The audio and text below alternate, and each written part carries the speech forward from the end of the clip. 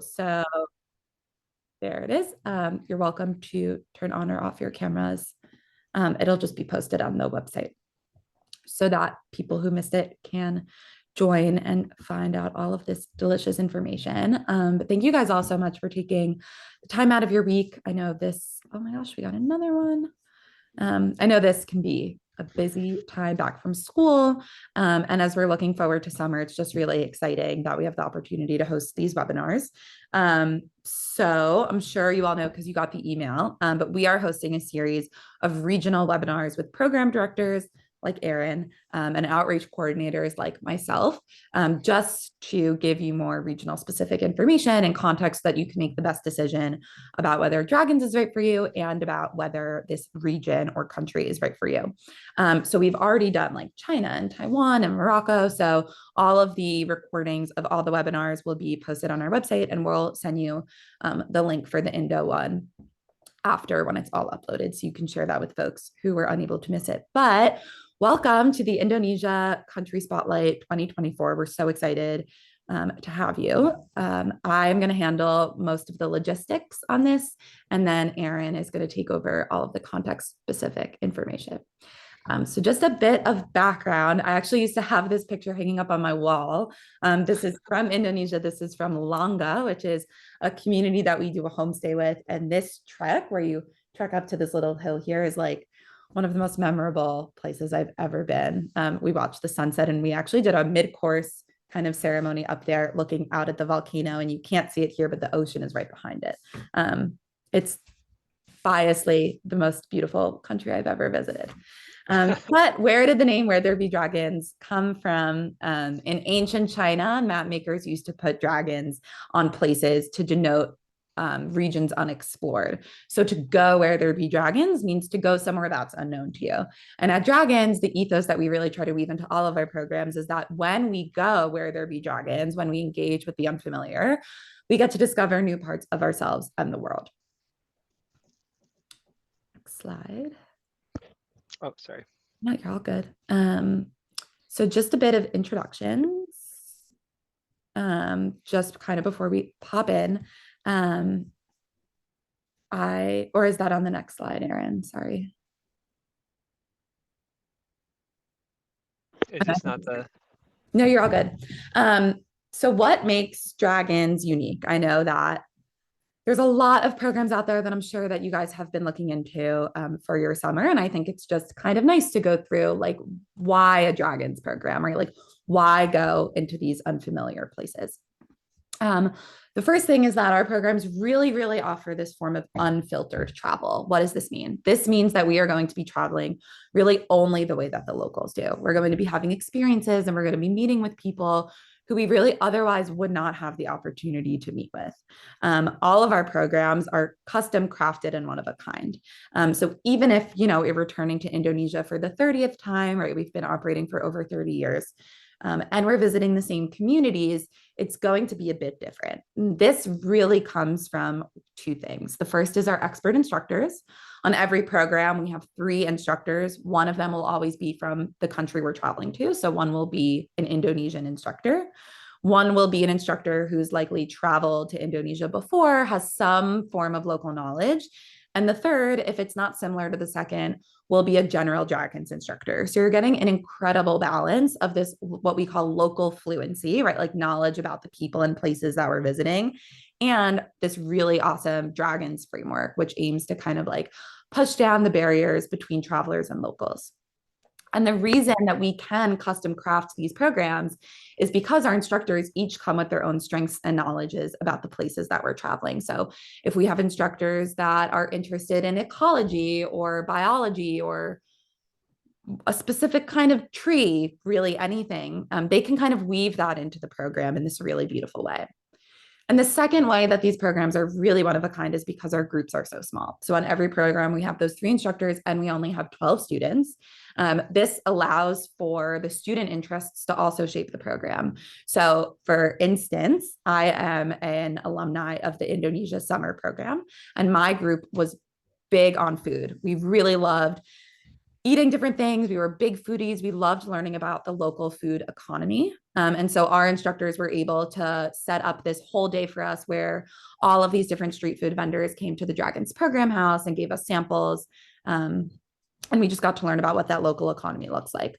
So through these small groups, we can really influence the things that we're learning about, and we kind of have a bit of agency as to what we're learning.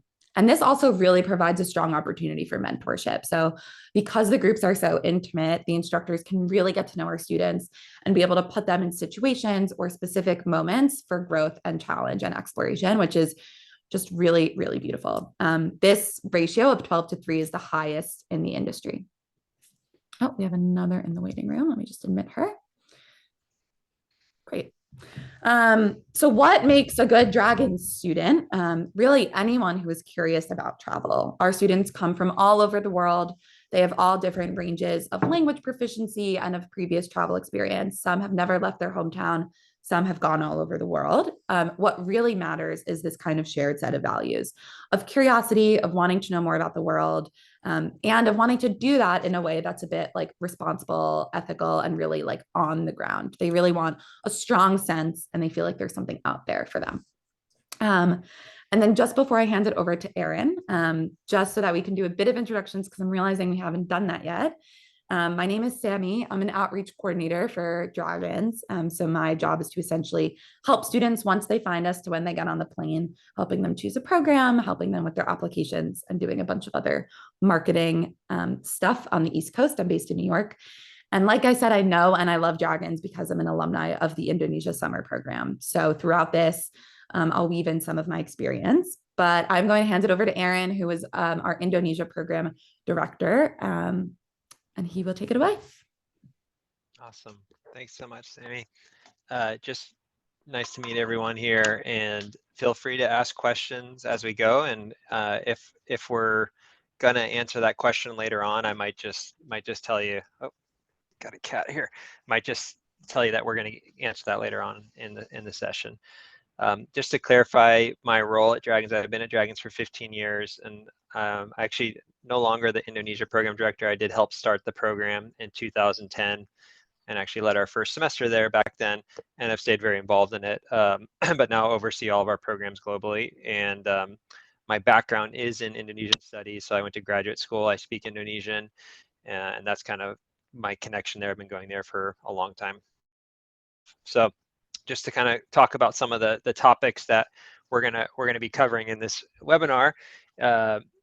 We're going to do a bit of a country overview of Indonesia, and wanted to just kind of situate us where we're talking about regionally, and then intro some of our key staff that are involved with our programming, and then go over a little bit of the program overview, some food and diet, and health and safety, and then just a brief introduction to the language aspect of the program, and end with any questions that you all might have.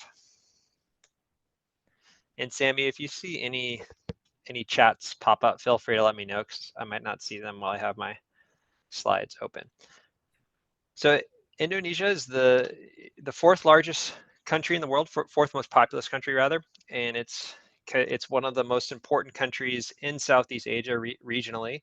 So here it is, you can see in the outline here, the kind of red dotted outline, this series of islands that stretches all the way from Malaysia, which connects to mainland Asia, and then all the way over to Papua New Guinea. The kind of logic, the historical logic behind Indonesia as a country is a really fascinating thing, and something that we can talk about for a long time, but it has a lot to do with the spice trade, the colonial history, and really the development of global trade routes in the 15 and 1600s when Indonesia became really central in that regard. A few fast facts.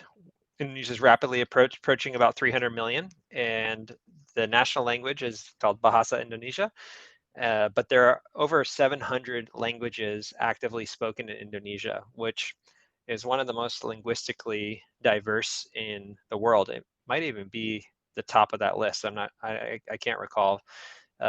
So what that means is that the majority of Indonesians speak Bahasa as their second language, it's a very user-friendly language. It was actually a language that was kind of designed specifically to be easy to learn, so that folks that spoke a different language on a different island could pick that up and then use it for trade. So it was very much a language central to the trade networks of Indonesia. And the part of the history it's so unique is that it has gone through different iterations of Hinduism and Buddhism and Muslim rule and Dutch colonial rule, kind of culminating in their independence, which is kind of a contested date of just essentially post World War II, 1945, 1949. There was a brief period of Japanese rule as well. Right now, it's about 87% Islam in the religion, and you can see kind of some of the percentages, but really it's majority Islam, and then about roughly 10% that would identify as either Catholic or Protestant. They kind of divide those within the country in terms of how they're identified. So, and then Hinduism is really just in the island of Bali, and for a lot of travelers and tourists, I think they really associate Indonesia with Bali, and so it's kind of interesting for folks who go to Bali to realize that the vast majority of Indonesia is not actually Hindu. It's really limited to that one island. The currency is Indonesian rupiah, and there's over 17,000 islands, which is just a pretty wild figure to think about. And then it covers an area larger than the U.S. So I thought this kind of an interesting, just a little overlay of you see here the tip of Sumatra in Aceh here in the northwest, all the way over to West Papua. It's actually larger than the continental U.S. from coast to coast. So a pretty large area that it spans. We have a really wonderful network of staff that we work with in Indonesia who are instructors, both folks who are Indonesian nationals and folks who, like myself, have spent a lot of time there, who understand the culture or language through different living there or different avenues. These are just some of the folks that are very active in our Indonesian instructor community. And if you or a family member goes on a program, it's likely that you might, have an interaction with one of these folks who are there. These on the right here, Sani and Eli currently, we run a year-long program for Princeton University called the Princeton Bridge Year Program.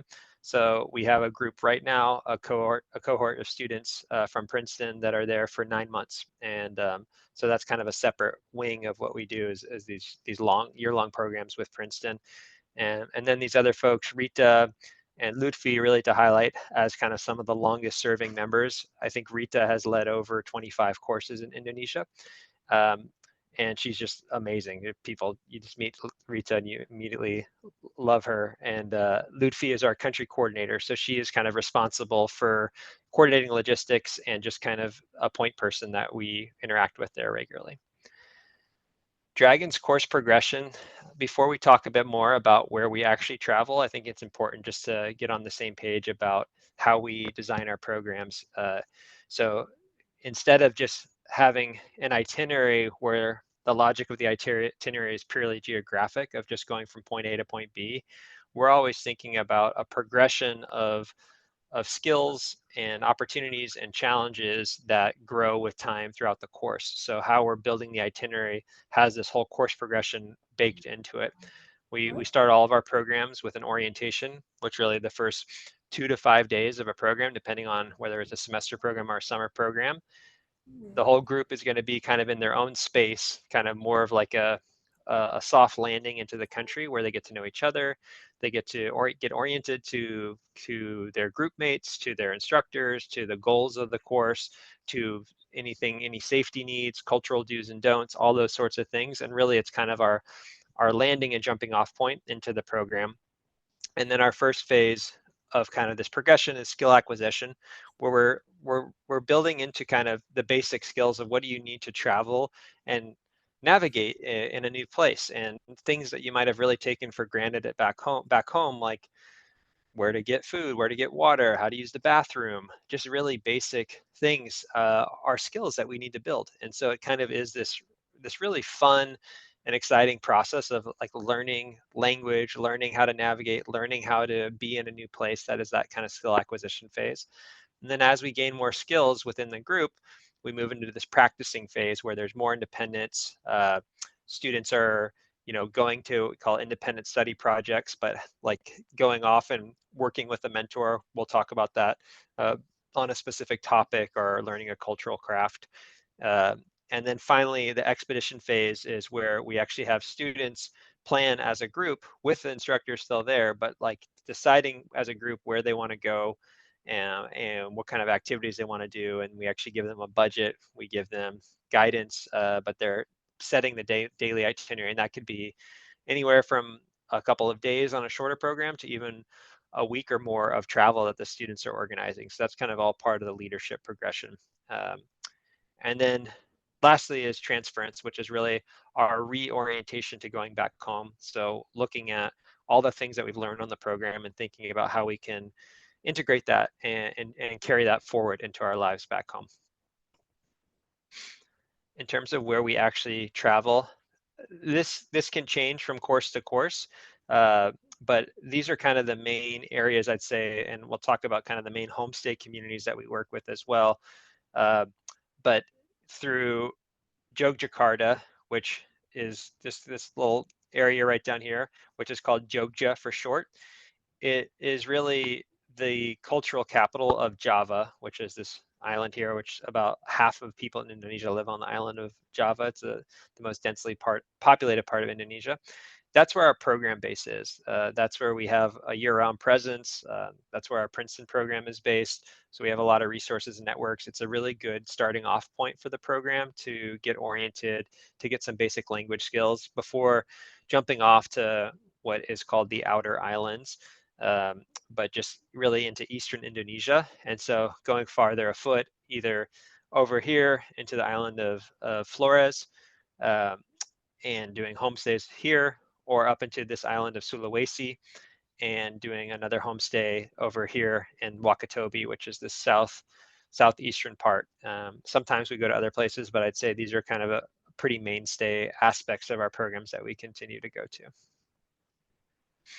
In terms of components and themes, on our website, you can see there's a link at the top of the website that says program components, which is a really good explanation of how we design our programs around these core components. And of this program, I'd say that the ones that are most focused on are homestays, rugged travel, language study, independent study projects, and environment and wilderness exploration. And how those components actually manifest in terms of different themes, really exploring relationships to environment, how communities, whether that's a water-based community, a farming community, an urban community, is interacting with their environment. It's really interesting, even in the urban setting, you still have rice fields, rice paddies that are integrated into the city, and you still have people that are actively rice farming, even in what feels like a very bustling city. So subsistence agriculture, and then how folks that are working with their environments are really impacted most directly by the impacts of climate change and development. So that's a really big topic in this program. Another big theme is around cultural and religious traditions, just because Indonesia has such a syncretic tradition of this blend of different religions, because they've been layered on top of each other, from Buddhism and Hinduism and Islam and Christianity, and then these, of course, indigenous traditions that really make for very unique ceremonies, unique art, a lot of unique manifestations of these different religious traditions. And then Southeast Asian regional topics, that's kind of a blanket theme for talking about kind of all of the contemporary issues. There was just an election in Indonesia, which you might have seen in the U.S. media. So those are things that are just kind of like what's going on, current events in the region. Impacts of development as a rapidly developing country, that is really something you see everywhere. Just changes within the community. There's communities that when I first went there in 2010 for that first program, they had no electricity or anything, and then coming back, even just within the span of 5 years, everyone had smartphones and had Facebook and Instagram, and wanted to connect on social media, and that all happened within a matter of years. So you could just imagine how much that changes in a really rapid way, how those societies or communities are organized. Ethnic identity is a big theme, just because Indonesia is this mixture of all of these hundreds of different ethnicities, all with their own culture and language, and so that is one thing that I love about traveling in Indonesia, is that it feels like you're going to dozens of different countries within one place, and I think that's what's kept me going back as a traveler and as someone that's just uh, loves going there, is that it feels like the opportunities to learn new things are kind of endless. And once you start to unlock the language, you can really connect with people from really, really diverse different parts of Indonesia. And then colonial legacies is a big part, because a lot of the legacies of the Dutch colonial history is really prominent just in how the society is organized. So looking a little bit more at the religious and spiritual traditions, this is a little mosque in one of the homestay communities of Sampella that is an active mosque that people go to worship in, just to kind of see like how even in this really, kind of lacking in infrastructure place, they still have a place of worship, which is really common in Indonesia, how that looks. And I think for students, it's especially coming from a North American or a non-Muslim dominant society, as a lot of our students come from. It's important for them, I think, to also be in a predominantly Muslim country and experience what that's like, and to hear the call to prayer in most of the places that we travel. You'll hear that 5 times a day ringing out, and it's quite beautiful to wake up with that in the morning, or not, and go back to sleep, because the first one is very early.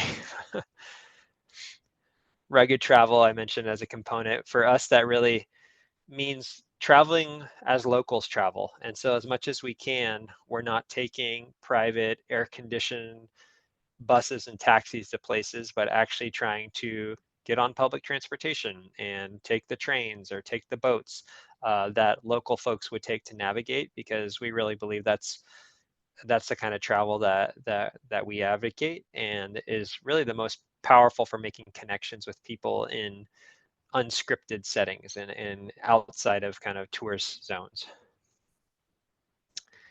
Language study, it's rare that we have students that come in with any background in Bahasa Indonesia. Occasionally we have students who have Indonesian heritage and might have spoken that at home or in their family, but by and large, most of our students are coming in as beginners. And I've been so impressed that even over the course of a few weeks, that students can have basic conversations, and some students, if they're there for a gap semester and there for 3 months, by the end of 3 months, they're having full-on conversations with folks. So that's, especially within Asia, it's known as one of the easiest languages to learn. And if you got an Indonesian dictionary or phrase book, you would see pretty quickly that you could just kind of pronounce the words. It's very phonetic. Independent study projects, mention those, but really, especially in our time in Jogja, students get to choose a project that they want to work on, and that might be something like batik, which is a traditional form of wax ink painting. It could be something like silversmithing, gamelan, which is an Indonesian metal orchestra. It could be traditional martial arts, it could be cooking, it could be natural medicines, all things that we would pair you with someone that is really an expert in that tradition. And then the student will go and meet with them in the afternoons and actually work on a project and get mentored in that craft. And then finally, wilderness exploration is just, the places that we go are really, they're populated, and I think it's different than how we conceive of, at least in the United States, wilderness as being this really otherized, separate place that we go that's free from human touch. And in Indonesia, the places that we go are in every bit kind of wild, and yet you still have people that are living and interacting in those environments. So it raises really interesting questions around what is wilderness and how do we interact with our environments. For example, the homestay community is actually within the boundaries of a national marine park, and all the homestay families are fishermen and are out there fishing within the park. And that's just the reality of what does it mean to live in a subsistence lifestyle where you have to find your food and grow your food.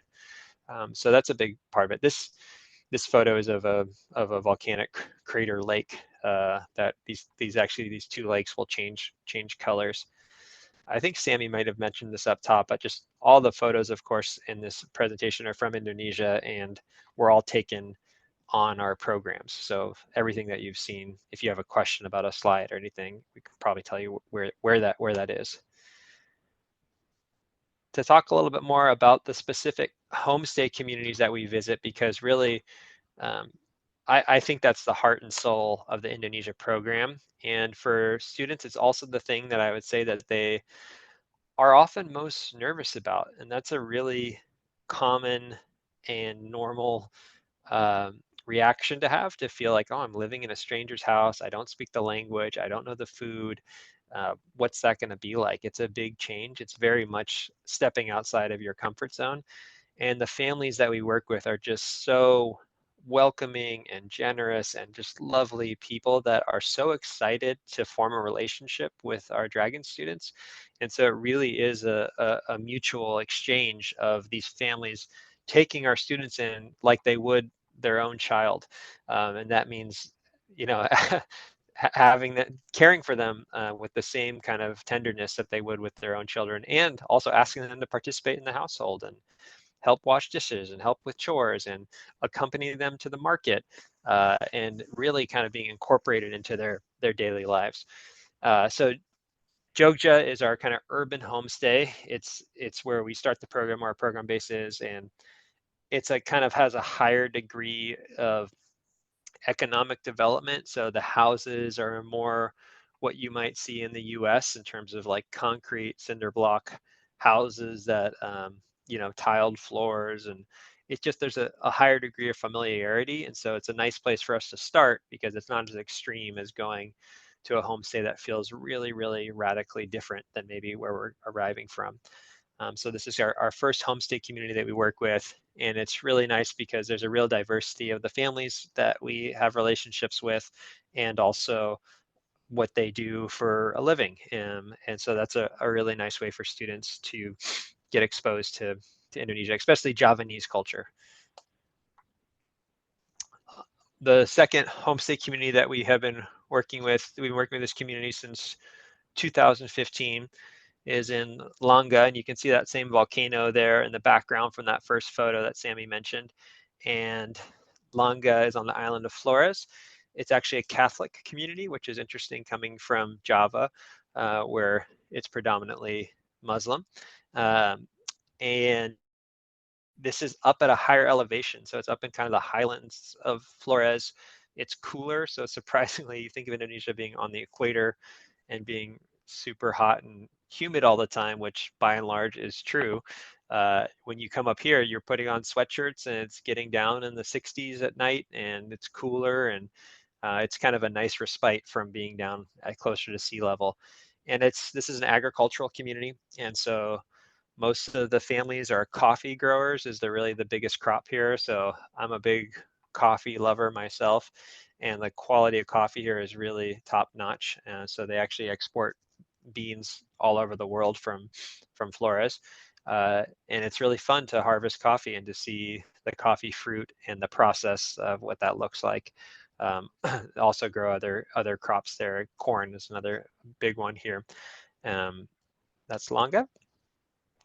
And then Sampella, which is on Sulawesi Island, is probably the most radically different homestay experience, because this is a community that is an ethnic group called the Bajau people, which have traditionally been a nomadic group of seafaring people. So they have lived off of canoes, and until very recently, really the 1960s, 1970s, the government started to settle them in communities and say you have to register an address, and kind of crack down on the nomadic lifestyle, because it was part of the bureaucratic state of Indonesia.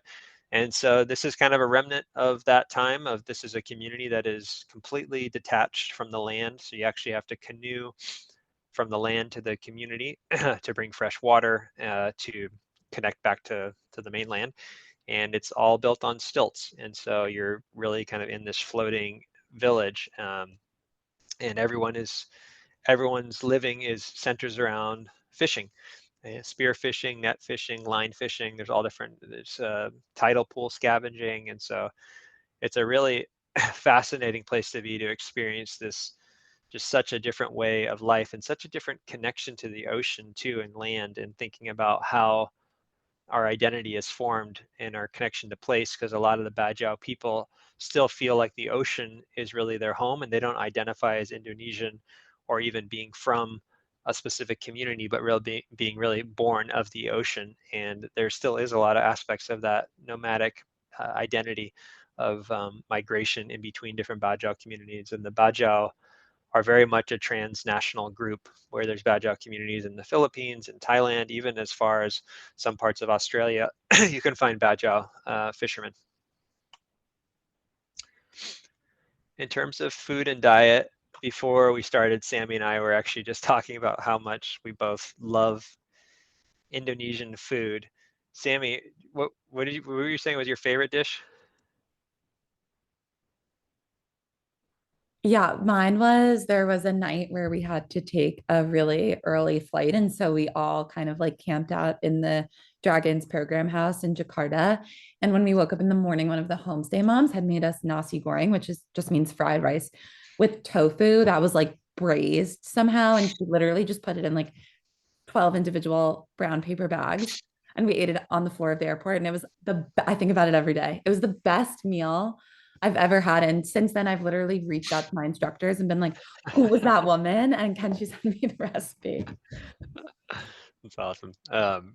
I love Indonesian food and am constantly lamenting the fact that even living in the, I live kind of outside of the Bay Area, the greater Bay Area region, it's really hard to find authentic Indonesian food. In fact, there was one place that opened in this town nearby called Mountain View, and I was really excited. And I went there with my wife and was excited to speak Indonesian. And I went in there and I like started speaking to the waiter in Indonesian. And he was like, "I don't speak Indonesian." I'm just like, I just work here, and so it was a little bit disappointing. I think the chef was Indonesian, but part of that is because the U.S. just did not have the same diaspora community as we did with Cambodians, Vietnamese, Filipinos. So there's not a lot of Indonesian food present here. But let me tell you, it is delicious, and it's such a unique blend of flavors from India and Southeast Asia, think like Thai food and Chinese food. So there's just a lot of different spices.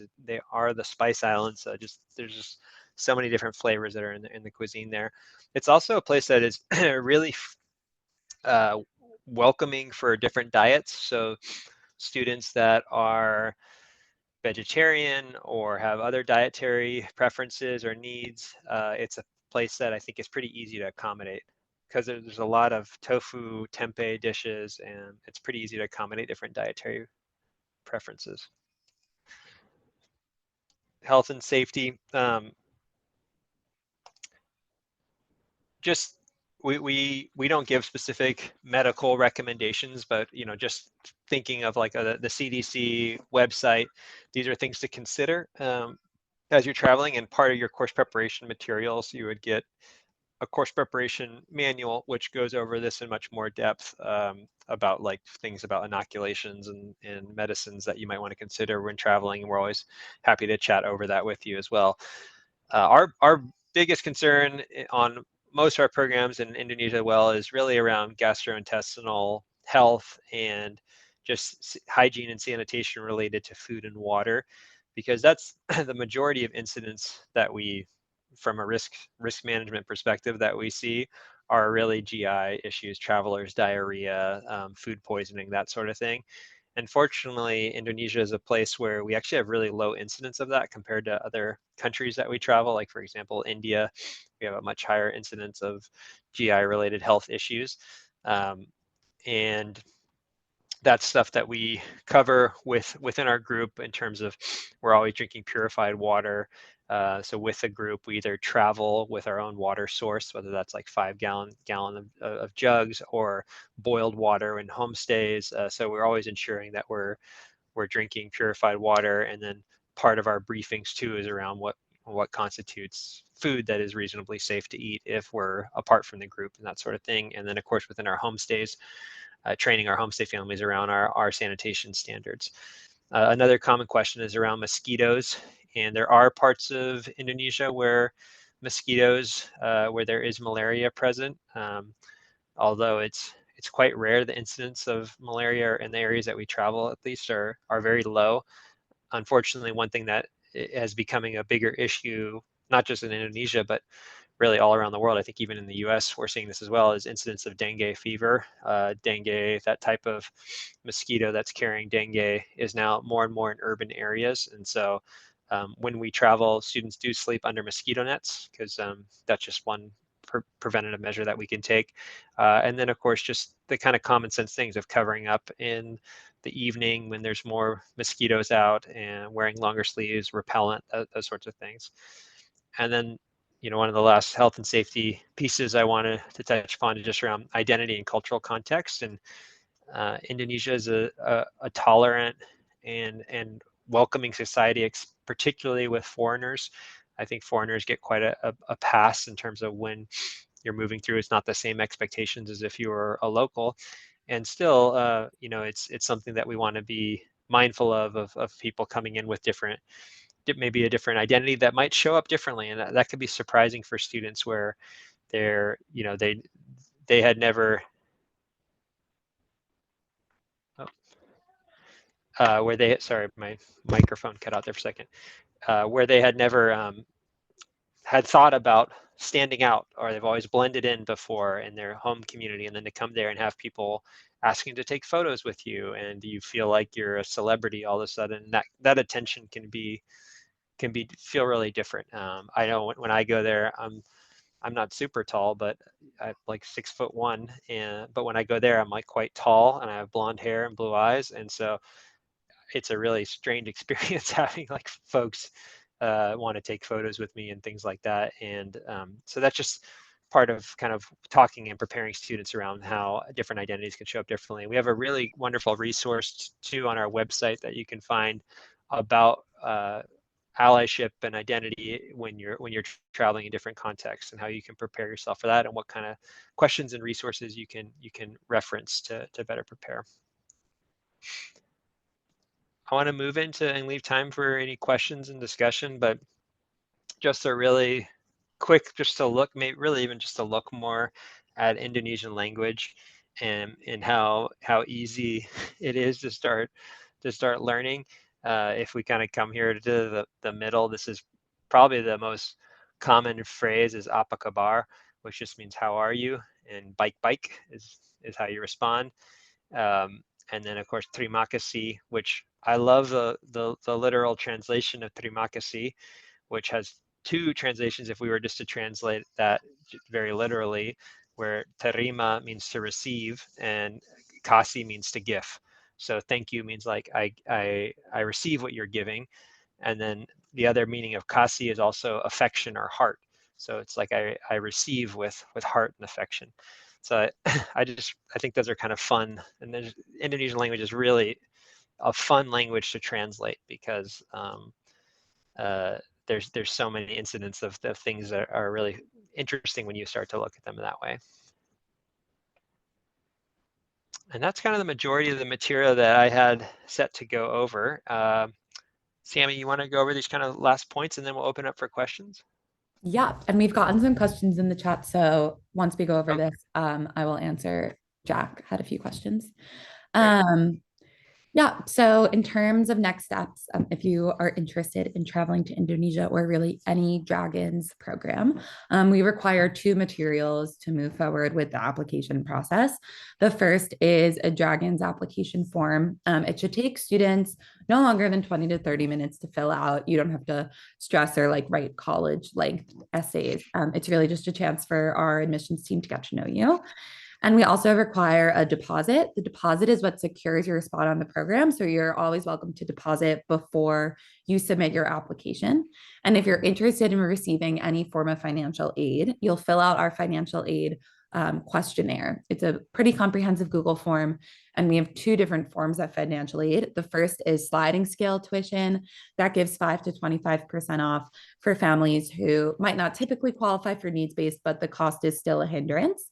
And then we have financial aid, which is given out in the form of awards. So we'll actually ask families to provide a number as to what they can contribute towards their program, and we will see how much we can fill that in. We have rolling admissions, so we will accept students until the program is full. Just to put it in context, right now we have 4 spots left on our summer program, which is awesome. So we will really accept students until those fill up. I saw a question, how much is the cost for the summer program? The average really differs when we're talking about dragons in general. Oh yeah, you just said the link. Some programs, are super short. We have like a 2-week Guatemala program, but the Indonesia summer program is around $8,500. It's 8,450. And this includes everything except airfare and insurance, which is optional. So I'm just looking through these questions. Awesome. I could ask about the homestays. It depends on the specific homestay and homestay family. Typically in the urban homestay that I mentioned in Jogja, families will speak some English, and that's just kind of a reality that students are studying English in school. So that's kind of nice to have that. And then as we move to other homestays, most families do not speak English. And it's amazing how well you can communicate with host families even without English. They're also quite used to, I think, communicating using gestures and and we also like teach tools for students of how to communicate without English. And so it's pretty miraculous actually, like what kind of connections you can form without language. I don't know, Sammy, if you had anything to comment as your experience as a student. Yeah, definitely. My Jogja family spoke a bit of English. My Longa family did not, and neither did my Sampella family. But I have memories of like sitting outside with my homestay mom and her telling me the story of how she fell in love with her husband, who's like biggest octopus fisher in the village. And in my head, I swear she was speaking in English. Like I remember this whole conversation, and she was not. She did not speak English. So it's like twofold. Indonesian is a really easy language to kind of grasp onto. Like Aaron was saying, there's no conjugation. So if you can know the words, you can really get far. Like by the end, I was like dreaming in Indonesian. And so much of connection and so much of communication is nonverbal in these homestays. And you really come to realize like eye contact, pointing, just some of the humility in that too. Can all come through during homestays. And then for is there a difference between spring or fall term? No, we go to the same places. The difference really comes in what I was talking about before, where it's like the small groups, flexible itineraries, custom crafted programs. So, of course, every semester and every session is going to be a bit different, but in terms of itinerary, you go through the same villages. If we apply for financial aid, would it be better to pay the deposit until the decision? What happens if it is not available? So if you're applying for financial aid, you do not deposit. Once you fill out a financial aid application and you submit your Dragons application, that does the same thing as submitting a deposit. So your spot is still secured. If the financial aid is not enough, you're welcome to, not travel with us. And then you don't lose anything because you don't deposit. When you fill out the big financial application form, it'll tell you which one you qualify for, whether it's sliding scale or needs-based awards financial aid. And sometimes if it's sliding scale, we will ask for a deposit. So it just depends on where you fall. But once you fill that out and you do that other application, again, your spot is secured. So if you're applying for regular financial aid, you would not deposit.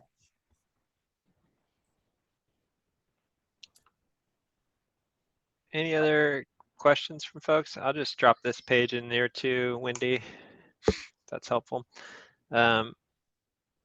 Yeah, any questions about Indonesia, about dragons, summer, semester, anything at all? We're happy to chat while we have a few minutes left.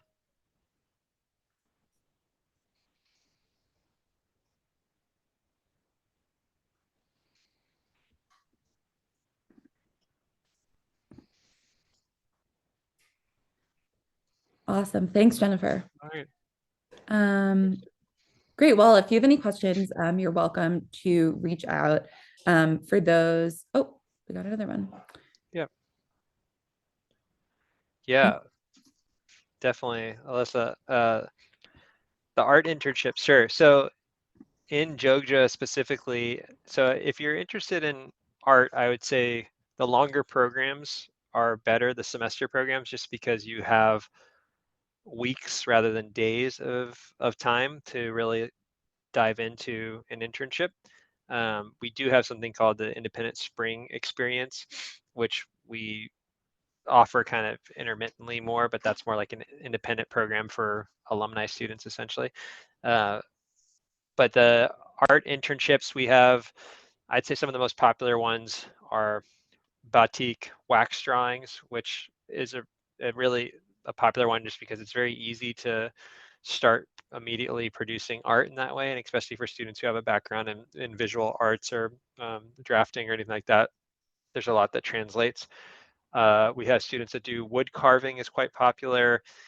There's something called wayang kulit, which is shadow puppets, which are made from leather, and like it's kind of like you carve these leather puppets, and part of the shadow theater. That's a popular art one. Dance is another popular one, especially Javanese dance. It's a really graceful kind of symbolic type of dance where all the dances have different meanings, and so that's one that students also enjoy. And how we set those up is we essentially have a network of mentors that we work with who are all experts in their respective art. And students, when they first are in Jogja, they will have an opportunity to go and try out or talk to their instructors about what their interests are. And if they already know, then we set them up immediately with that mentor. And if they don't, they can try a couple to see what they like the most. And they'll typically, we have group activities typically in the morning. So we'll meet up. There's a group briefing. There's a time just to connect with each other, a language class, and then lunch with the group. And then in the afternoon, you'll either go to work on your art internship, your independent study project, or you'll go back to your homestay family and do activities with your homestay family. So kind of the first half of the day is more group oriented and the second half of the day is more independent. Does that help, Alyssa? Or happy to follow up more if there are more specific questions about that. Yeah, that's great. Thank you so much. And Aaron, on mine, students also did like jewelry making. Oh yeah. One student was really interested in like street art and the politics of street art. And so they were set up with a guide and they walked through. And Wendy asked, where is the group flying? Do you do it together? So the way that transport works is that we typically fly out from LA. So students are responsible for getting to LA within a certain time frame. So we'll give you, if you leave on a summer program, that's June 28th, and we'll give you a window of time to get up to the airport. Then we'll collect students at the airport and we all board the group flight together. So we will book all the students for the program on one flight and we all fly there together. And then the same thing back. So we'll all fly back to LA together and then students will be responsible for getting from LA back home. So we help families, we'll like give you the times and all the flight information so that you can get there on time. And Jack, is there any snorkeling opportunities? Yes, you will almost spend every day in San Pela in the water. Like the picture that Aaron showed before, you really are living on the ocean. And so if you're not snorkeling with your dragons group, you're snorkeling with your homestay family, or you're just like going for a swim. Normally you take a little boat out a ways because you don't want to be like right near the village where, the bathrooms go into the water.